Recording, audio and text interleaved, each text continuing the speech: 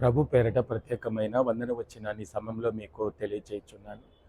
యోహాను సువార్త 10వ అధ్యాయము మొదటి 2 వాక్యాలు చదివితే గనక, గొర్రెల పోవు ద్వారమును నేనే, నా ద్వారా ప్రవేశించువాడు లోపలికి వస్తూ బయటికి వెలుచు మేత మేయుచు నుండును అన్నాడు.